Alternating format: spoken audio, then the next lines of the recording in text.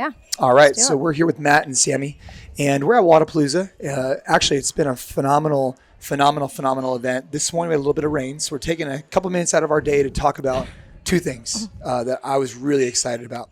One was Feeding the Frasers. I think it's something that has a lot of interest from some people, but maybe don't know the backstory, which I'm super curious about.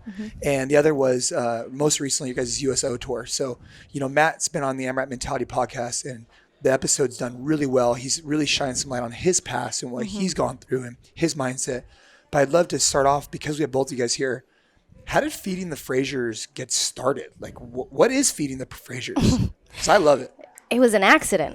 It was, I've always really enjoyed cooking. And I used to work a 9-to-5 job at an office. I coached at multiple gyms. And so my day would start at 3:45 in the morning, and I would get home around 8:30, 9 o'clock. And I had about an hour to cook for myself and kind of get ready for the next day. And rather than getting home and just, shoveling food in my face and taking an hour to just chill on the couch, I found cooking to be that relaxing time of day, knowing that I was going to have to go to bed pretty soon and get back up and do it all over again. So I've always really enjoyed cooking. And then, Matt and I started living together. I'd left my 9-to-5 job and I was working from home. And I remember I cooked something, and I'd cooked it before, and he had asked, I really want this. Like maybe it was meatloaf or, I don't know, chili or something. Yeah. So I made it, and I was like, how is it? And he's like, it's not like it was last time. And I just remember being like, oh, okay, so food is completely connected to memory. Like when people are like, oh, my mom's lasagna is the best. Like they think about mom's lasagna because it's the same thing they've had for years. And when mom cooks it, they know exactly what they're getting. They know, like, it's just connected to memory. So when that happened, I remember being like, okay, I really like cooking. It's an activity. It's a hobby. It's, how I like the process. I like chopping the vegetables. Like I don't look to just get it done as quick as possible. I'm okay if it takes an hour long. Like that's how I enjoy my time. And so I remember him saying that and just being like, okay, if I'm going to ask him, what do you want for dinner? Or what do you want for breakfast? And he's going to say, oh, I love that chili you made last time. I want to make sure that what I make this time is the same thing I made last time. So I just simply got into the habit of writing down what I was making. I wasn't following recipes at the time. It was like with cooking, it's, a little bit of this, a little bit of that. And so I just made sure that I was writing things down. And if he liked it, then I, check, like, this one's good. If he didn't, oh, okay, what did you not like? Oh, too many beans in the chili. Okay, 1 can versus 2, just trying to make notes. And then I kind of, I had said to him early on when we were dating, I'm like, I hope you don't like sweets because I do not like baking. Yeah. And it was just like, I was just not good at it. Yeah, my wife is the same. My wife loves to cook as well. Yeah. And she doesn't like doing the sweets too. I don't know what it is. It's because you can't be a little bit of this, a little bit of that. It's not as creative, but I've also learned to love it. Now I really like baking because it's so scientific, because there's like, the difference between white sugar and brown sugar completely changes what. And then even stuff like melted butter or softened butter, like he even or, knows I or love how, or like when I geek when out she about puts this. it I'm in like, the guess what I KitchenAid, like you want dollar size or quarter size balls of butter versus peas. Yeah, we're talking about pie crust now. It'll people completely change the pie crust, and it's. Like, you're the test beacon. Yeah, right? Yeah. Totally. So for those of you who are unfamiliar, what Feeding the Frasers is an Instagram page that's just super cleanly done. And so that's really interesting to me that you started it because you wanted to basically start tracking down your recipes, right? Yeah. And so you started writing these down, then you started putting it. I mean, you have this test beacon here, right? Yeah. So you guys moved in together, and is that how things kind of started to? Yeah, so I didn't actually start the page until I just hit a year in December. So, this was the cooking process, and we've been living together now for 2 years, and it honestly just kind of happened because I started posting a lot more on my personal feed of all of the food that I was making. And there was one day I remember I had all of these things I was making. I think we were having people over, and this was when we had just moved in down in Tennessee. So I had the kitchen island covered with food. I had the kitchen table covered, and I was running out of counter space, and so I'd thrown something down on the stool, and I wanted to send a photo to my sister-in-law. Look what I made. Like, I don't even remember what it was, but I remember sending it to her, and I just it was on the stool, and I happened to take the picture and I sent it to her, and my feet were in the photo, and then looking back later in the day at some of the pictures that I'd taken of all the food, I was just kind of playing around with the orientation and kind of like the way that it looked, and flipped the photo from, vertical to horizontal, and then I was just kind of like, oh, that looks cool. Thought nothing of it, posted it up on my social, and then started doing that more. Was like, oh, I'm going to take a picture of this sandwich that I made him for lunch and put it on the stool and put it in that same orientation. So I'd posted on my own personal maybe like 3 or 4 times. And then eventually I was talking with a buddy and I was like, I think I want to like document this. And honestly, it really started out like I would be doing it even if I had no followers. Right. Like I was writing everything in a notebook, and then I was taking pictures of the notebook, and I was like, well, I could just put it in the actual copy of the Instagram and use it for my own personal, like, oh, he wants that chili. Now I know where to look and find it, and I've got a photo remembrance of these are all the ingredients that I use, and I've got the recipe right there. Like, I kind of just use it as my own personal. It's your own personal cookbook. Yeah, of just like. Book. And I don't put anything up there that's like, this did not go well. Yeah. Like I've tweaked it by the time it goes up. Right. But yeah, it really did happen by accident. That's a really interesting story, because I always look at the Instagram page and it has very consistent, but that's the way you did it, was you sent a picture very by accident. Yep. And so you must be loving this, Matt. I mean, my wife cooks every night at the house, and it's incredible. I love it because I can't cook I've at had all. some of Ashley's food. I mean, she only made a salad, and it was like a life-changing salad. I love salads, so. Yeah, I mean, but I can imagine you get the good side. I'm spoiled, it's usually the dinner that gets the picture taken and posted, but I have 3 meals a day, every day, and so I'm a man of routine. Like 8 a.m. every morning I'm up, and so she starts cooking breakfast at 7:50. So as soon as I stumble out of the bedroom, the plate's already made. So and what's your favorite breakfast that she makes? Usually just a bagel sandwich. Yeah, bagel sandwich, breakfast tacos. But then really all, but bagel But then sandwich is throughout pretty the much- day, it'll be like I'll be on my way home from training, and I'll call her and be like, hey, I'm on my way home. She's like, okay, what do you want for lunch? I'm like, what are the options? And she'll just, you hear the fridge door open, and she's standing in front of the fridge looking through the ingredients that she has. She's like, okay, I have stuff to make tacos, a sandwich. We have leftover chili from last night. And, I basically get the lunch menu of the day. And I'm like, I'll go with tacos. She's like, okay, I'll be ready when you get home. And then same thing at night, I'll be in the garage. So I'm at home training usually at night. And then the music starts getting turned down, and she'll poke her head into the garage. Be like, you almost done? Like, yeah, I got 20 minutes left. She's like, all right, what do you want for dinner? And then she'll go through the options. We got chicken, we got steak, mashed potatoes, scalloped potato, just whatever. And then, yeah. Yeah. And I'm fortunate that I work from home. So, a lot of, I definitely would not be able to do what I do. There would be a lot more meal prep. There would be a lot more okay, here's the leftover list versus the well, I've got loose ingredients for this, this, and this. So I'm very fortunate. I'm on a conference call. I'm sending emails, and I'm stirring a stew on the stove. So I'm lucky to be able to do that. Well, and that's what makes it. I think an important thing with that, too, is that it's not luck. That was a conscious decision that we kind of went through of she had that 9 to 5 and she couldn't keep that job and move to Vermont. And so we both wanted her to move to Vermont so we could be close together. We had a 4-hour commute. So we're seeing each other every other weekend type thing. And we're like, no, let's do this. And so, she was at a good job, it was a secure job, had benefits. It was a career type job. Yeah. And so, it took some convincing to be like, hey, pack that in, come to Vermont. And, it's hard walking away from a job like that with that type of security and not having something else in place. And, we had a lot of talks about it of, we're in an opportunity where you don't have to work. We'll be fine. And I know you'll be miserable not working. So, I'm not concerned about her just kicking her heels up and not doing anything. Right. And but I was like, this will open the door that you can take the job that you want to take, not the job that you have to take. And I was like, if it's a week or a month or 2 months, whatever it is, you have the freedom to take these opportunities now. You're opening up all the doors and just saying hey world, what do you got?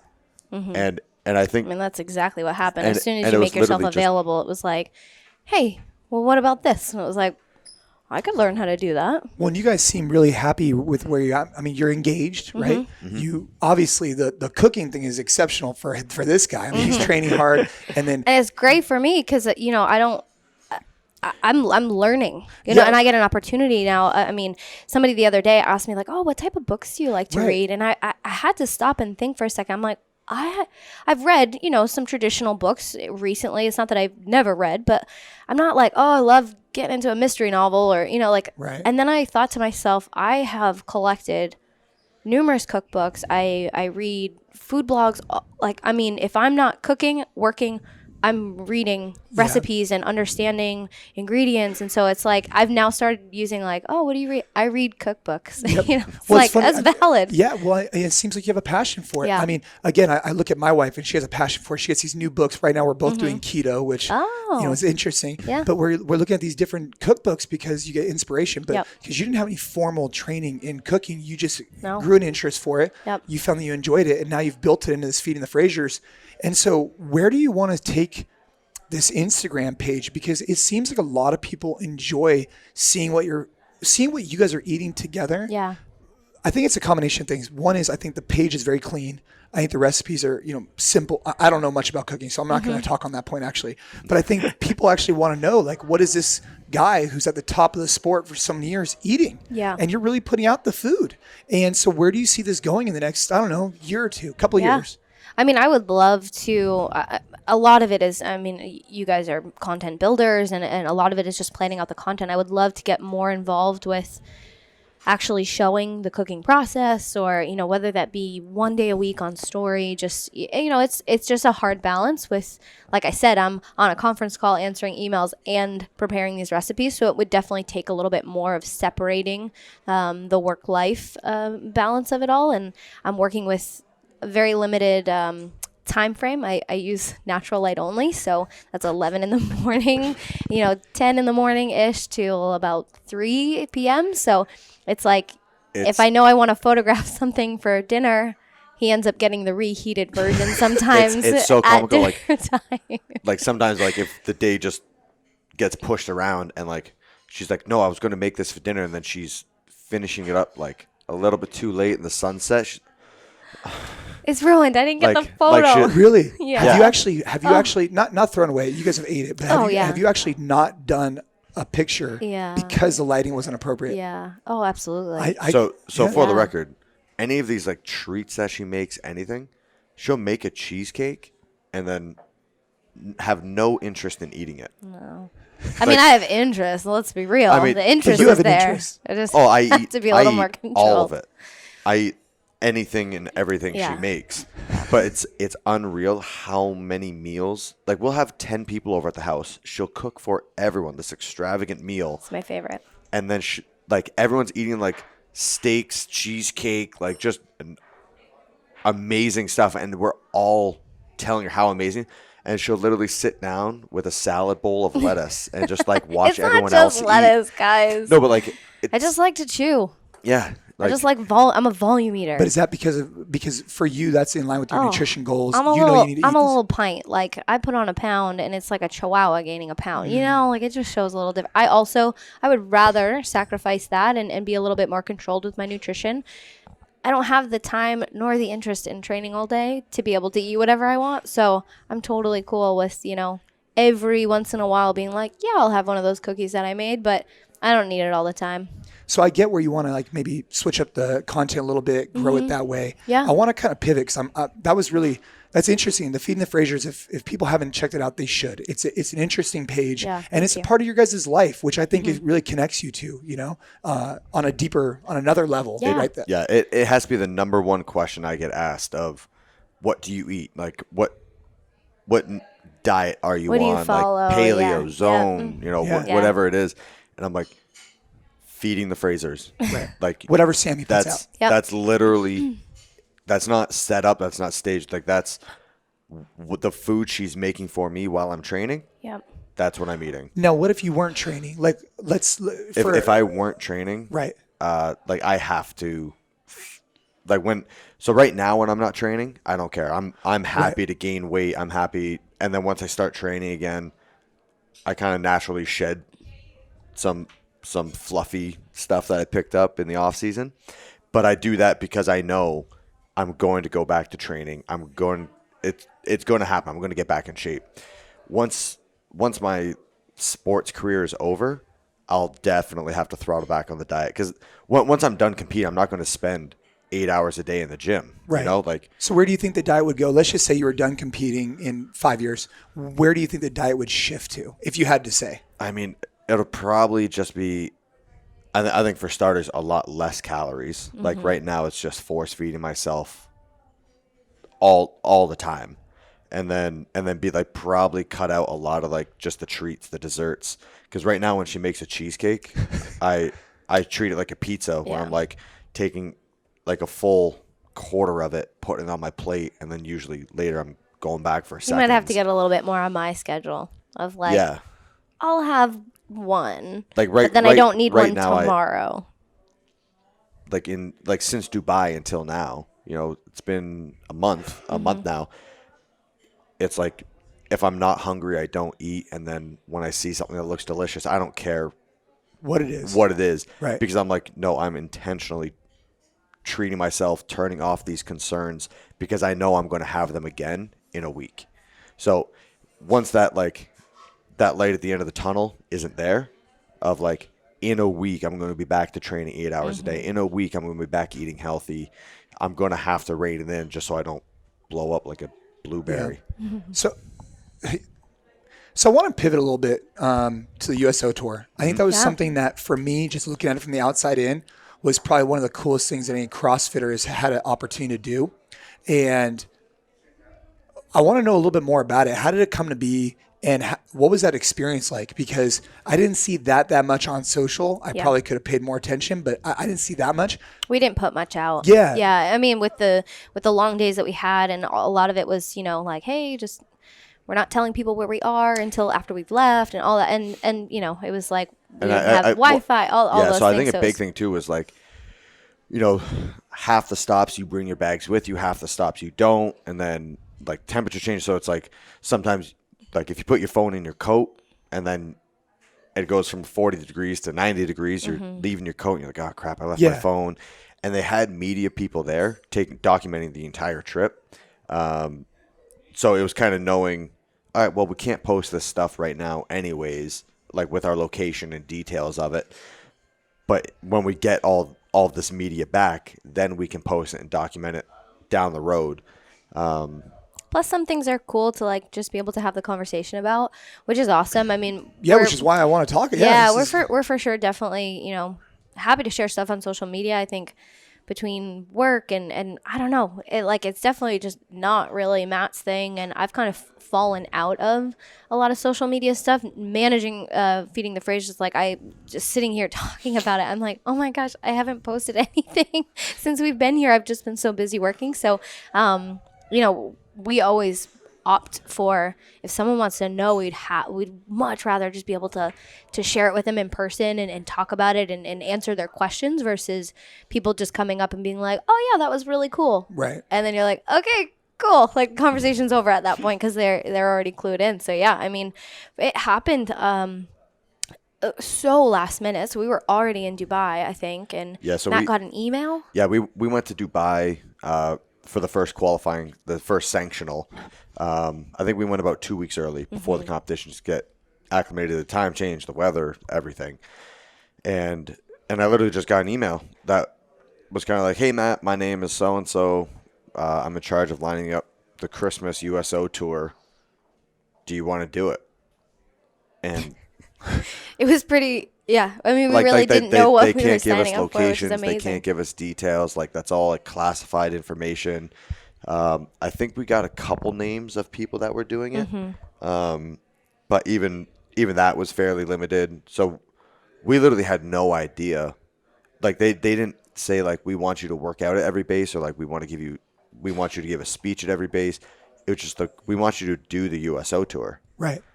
And so I just replied back like, yes, I will absolutely do this. and then that was it. Like I handed it off to O'Keefe and Sammy because at that point I was a week out of competition, so I'm clearing my plate off. I'm not dealing with anything outside of training. So I sent it to O'Keefe and Sammy and was just like, hey, make sure this happens. We had like 24 hours to get paperwork done, just like, waivers and medical stuff and, whatever it was. And I was just like, all right, well, we pretty much submitted it in. And I went back and forth like maybe for 3 hours with the woman via email to book some flights. And then I kind of did the same thing. I was like, okay, it's done. And then I was like, all right, Matt's competing. And so it was really until he had finished the competition that we were talking about it. Well, and so a big thing with this tour, it's like a lot of it's through the Middle East. And I was kind of like, oh, this is awesome. I'm already over here. So I think the competition ended December 16th or 17th. And then I think the tour started on the 20th. 20th, yep. So I was like, I'm already in Dubai. I'll just extend my hotel in Dubai by 2 or 3 days. And then I'll catch like a couple-hour flight to meet up with the group. They're all flying over from the States. I'm already over here. I don't have to do that shitty 15-hour flight. Right. And then it was after the competition, I asked, I think it was O'Keefe, of like, hey, so like we're able to extend the hotel or whatever it is. And he was like, no, you need to go home. You need to go back to the States. I was like, no, I'm doing the USO tour. And he was like, yeah, you have an appearance in Pittsburgh for a day. And so I had to book a ticket from Dubai to Pittsburgh. It was a 15-hour flight. I think I was in the States for like 30 hours. And then I had to fly back to Poland. And that's where it started. So it started in It started in Poland. We went from Poland to Bahrain to Afghanistan, Afghanistan to Iraq, Iraq to Norway, and we finished in Norway. Yeah. And so out of all those places, I mean, most people, when they think of Iraq, Afghanistan, I mean, there's very few Americans who desire to go there or who have been there, unless you're military, I assume.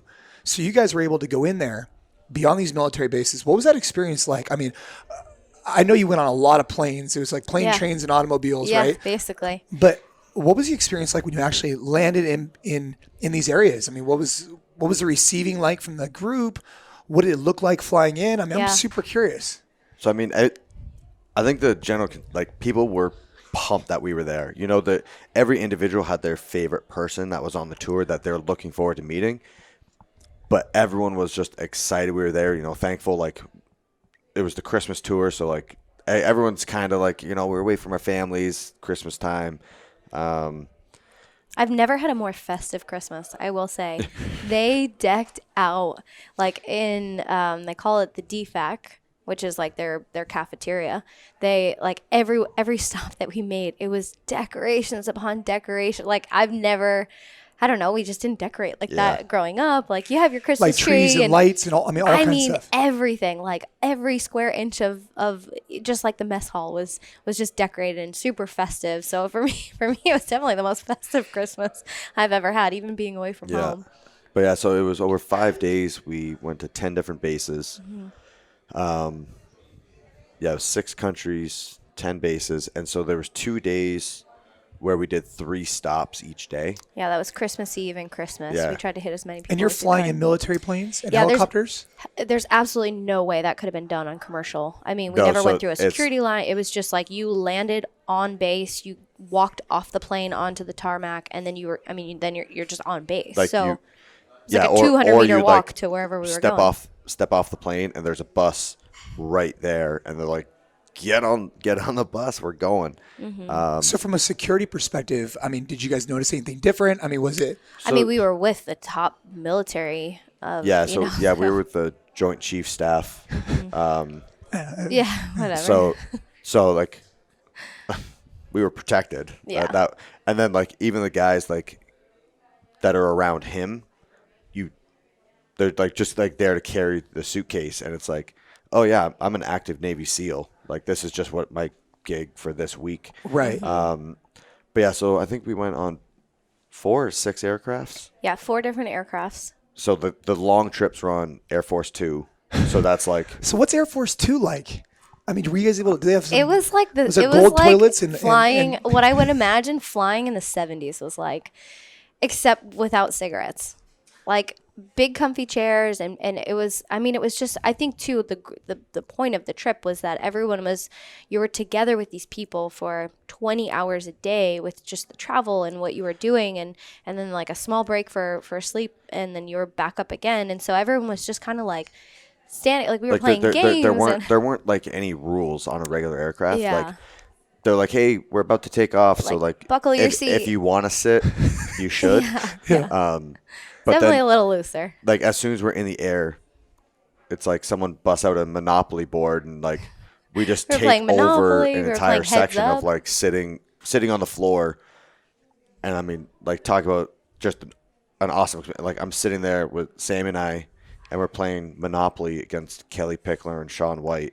Who Sean White and Matt are like identical when it comes to Monopoly. They know all the rules, and they were like We're doing research, like partway through the game, I was like, I was like, oh, I did the research on like the best return on investment on each of these properties, how many houses to buy. the two of them were Like I'm running the way stats in my legit. head of like, all right, what's the ROI on Park And you and Place, Sean know? White are throwing. I mean, because I'm a big fan of Sean. Oh, I mean, he's- who isn't? yeah, of Like, course. So yeah, stuff like that was just Yeah, so on Air Force 2, it was definitely, I mean, we're sitting there in our Air chairs, Force. and we're like, I mean, it must have been once an hour. So typically when we were on that, it was like a 9-hour flight. And every hour, we'd kind of look at each other and we'd be like Hell yeah.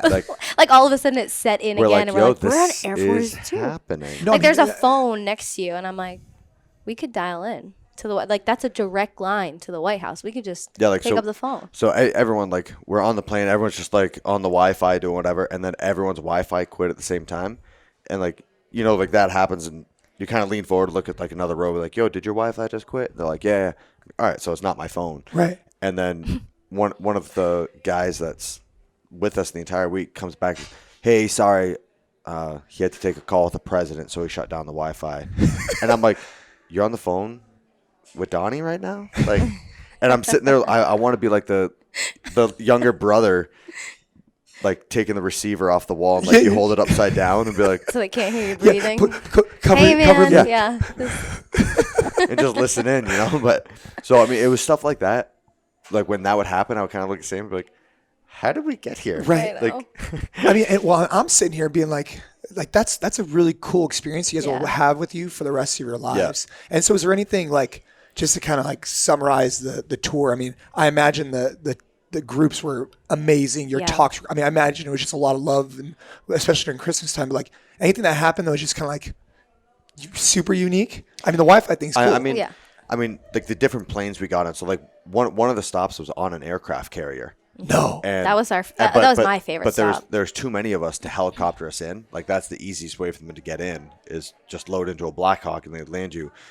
And so we got in. What was it? A cod? It's called a cod. I Yeah, don't know what I that can't stands remember for. the name of the But so actual like aircraft. you have a helmet, goggles, and life vest on. I think I saw a picture of this. yeah. And then like the seat you're sitting in is like a metal bucket. You have a 4-point harness, and then And you're seated backwards, And so you're so- facing the tail of the plane. and like you think like all this stuff is like dialed in precision, all this stuff. They literally are like, so there's one guy facing us, and as we're coming into the aircraft carrier, we're getting caught by the cable. So it's like an incredible. How many people were on the plane with you? I think there was 12 20. or- There's, oh. I think our group was This is 20. this is a pretty big plane that you're in. So I though. mean, yeah, it's it's not not- a puddle jumper. But yeah. Um, And like it's all super like insanely timely planned and whatever. And they tell you like, okay, when we're just about to land, like it's quite an impact, so like we'll let you know. And we're like, okay, cool. And they're like, the call for it is here we go. We're gonna say it 3 times. Be ready. Like we And I was thought like, there would be "That's like the a call?" sign Yeah. that lit Like up a or red like light some or- warning. Here we Yeah. go. And it's literally a Navy SEAL leans forward in his seat and he's like, "It's happening." Yeah. And then he Same sits thing for back, takeoff. And same thing for takeoff. So like, So how did it feel when you landed with this? Like, because I've always seen it. Like, you're watching these old school, Yeah. Yeah. whatever. Top Gun, I'm sure, has it in the and intro. And you just think like, it catches it, and then Yeah. Was that what it was like? so like when we landed, it was you want your head like you want to be fully extended, so that you're not like whipping your head back because you're facing backwards. And so it was in 2 seconds, you go from 130 or 160 miles an hour to 0. just like done. And then on takeoff, they're like cross your arms, your chin to your chest, and you lean as far forward as you can. And so do you just go right back into your chair? So it was like, no, because you're facing backwards and, you're that's going right. that way. Yeah. So you Excuse want to take up the slack That's before right. you go. That's right. It's like what rides at Universal are mimicked after, hands down, because okay, it was just like, Have you ever done one of those slingshots? Like where you're sitting in the basket and it's just like they launch. I've seen them. It's like that, but bigger and faster. And it was bananas. It was the craziest and thing. same thing. Here we go. And then it was just like, And just like, you're gone. I bet you they made you Yeah. sign a few waivers before you did that one, huh? that was the 24-hour paperwork turnaround. We're good. Yeah. Wow. I mean, the cool, so like all of that stuff was cool. Just the travel and the, you know, the insider stuff that we got to see was amazing. The other part of it is, you know, when, at least for me, my perspective of being deployed, you know, I've had many friends out of college that got deployed, and, you know, I was the person that they often called when they were deployed, just to like chat from someone at home. And, you know, it was a much different time, but even still, it was like, it was a very sad, like, oh, my friends are leaving, or, you know, family members are leaving and they're getting deployed. And there's obviously a level of risk there. But the coolest part was that when we met with these people, they were just so excited to share their job, like what they do, and to show someone who's not on the inside. And, you know, I was talking to this one girl and she was explaining to me what she does.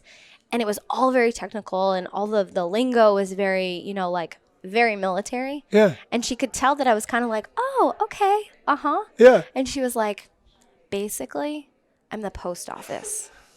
And I was like, oh, okay, got it. You know, like it sounded very technical. And she was like, I love my job. It's so cool that I get to do mail service. Yeah. But I'm serving my country and I'm here in Norway. Like I would never be in Norway for any other reason. And now I get to work here for 9 months and it's been awesome. And people were just so excited to, you know, like, guess what I do all day long?